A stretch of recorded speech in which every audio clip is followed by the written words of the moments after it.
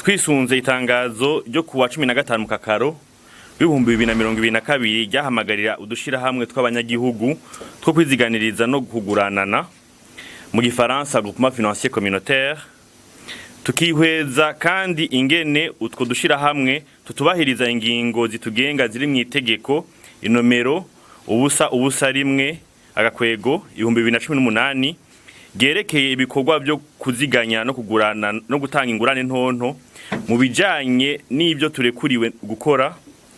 Ibanki ya Repubulika y'u Burundi iramenyesheje abanyagihugu bose muri rusangi na cane cane utwo dushira hamwe ibi bikurikira: yandika mu banki nkuru y'igihugu y'udushira hamwe tw'abanyagihugu two kwiziganiriza no kugurana two mu mugwi wa 4 rirahagaritswe by'imfata kibanza. Amadosiye yamaze gushika mu banki nkuru y'igihugu imbere yuko iri tangazo risohoka azoherahezwa. Udushira hamwe tw'abanyagihugu two kwiziganiriza no kugurana tumaze kwandikwa ni banki ya Repubulika y'u Burundi duhamagariye gukora ibyo amategeko aturekurira vyonyene, navyo bikaba ari ukwakira intererano z'abanywanyi batwo kandi tukabaha n'ingurane hisunzwe amasezerano bagiraniye. Ntagashira hamwe na kamwe ishira hamwe na rimwe canke umuntu numwe arekuriwe gukora mu buryo ubwo ari bwo bwose ibikorwa by'amabanki canke ivy'amashira hamwe yo kuziganya no gutanga ingurane ntonto atabiherewe uruhusha ni banki nkuru y'igihugu.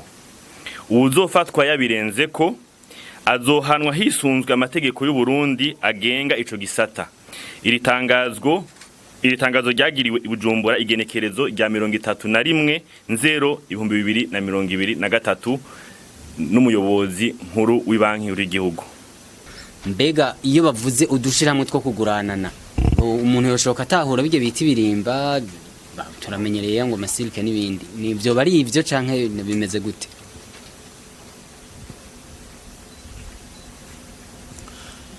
Makoze nitwasaba Tony Nizigiye, muravuze ko hahagaritswe yandikwa ry'amashirahamwe canke groupement zo ku rugero rwa 4 muri banki nkuru y'igihugu. Mbega gushika uno munsi abemerewe kuza kwiyandikisha bakimenyekanisha nk'amashami kuzigana no kugana n'ingero zingahe ko havuye mu rugero rwa 4?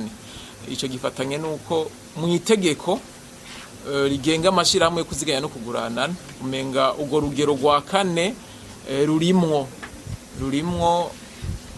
ubwo amashirahamwe kuziganya no kugurana ku rugero rwa 4 rurimwo. Mbega bica bigenda gute iryo tegeko rica rihinduka naryo mwoca mutanga umuco? Murakoze. Kuvyerekeye kuziganya canke kuvyerekeye gusaba ingurane, abene gihugu barahimirizwa guhurumbira amashira hamwe ya vyemerewe ni banki nkuru y'igihugu kandi asanzwe yitunganije kugira ngo abatunganirize neza. Rero igihe banki nkuru y'igihugu ishiraho itegeko mu 2018 hari hategekanijwe n'umugwi wa 4 ari utwo dushira hamwe mwavuze ngo by'ibirimba canke iki arije twita groupement financier communautaire, kugira ngo hariho nkuko mwavuze abene igihugu bamwe usanga biyungunganya hagati mu gihugu kugira ngo bahanahane hagati yabo ari association butontine bahanahana amafaranga hagati yabo ari amakotisation canke bahana ingurane ntonto bashobore kwiyungunganya. Ivyo navyo gasanga abahurumbira ayo mashira hamwe ari na cane abantu usanga bigora yuko bitura amashira hamwe yarasanzwe ahari kuko nama microfinance yandi arahasanzwe n'amabanki arahasanzwe. Rero koko twarabonye yuko hariho abantu ku bwinshi bahurumbiye iyo kategori nshasha yarishizweho na banki nkuru y'igihugu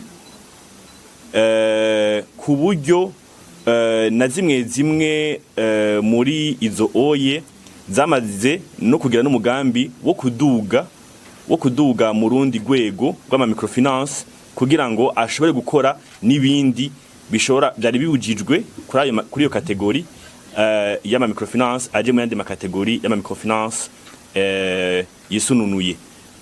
Rero turavye ukuntu aya magroupement financier communautaire kuri uno munsi asanzwe yitunganije na cane cane turavye utunenge tumwe twasanze ayo amagroupement financier communautaire amwe n'amanama yagirishijwe n'Banki Nkuru y'Igihugu. Iyi ngingo yafashwe kugira ngo Banki Nkuru y'Igihugu ibanze itunganye neza n'uwo mugwi kugira ngo niyo migambi abene igihugu bayishiriyeho ntidusange turiko kugira ngo Banki Nkuru y'Igihugu ishobore kubafasha no kubandanya batera imbere mu kuva novuga muri informel baja muri formel mugana cane hisunzwe amategeko. Rero hariho tunenge novuga yuko hariho bimwe byakogwa bitari byemewe n'amategeko. Ivyo navyo hakaba hari amanama menshi yagirishijwe na Banki Nkuru y'Igihugu kugira ngo tubahimirize bashobore kureka kurenga ku mategeko.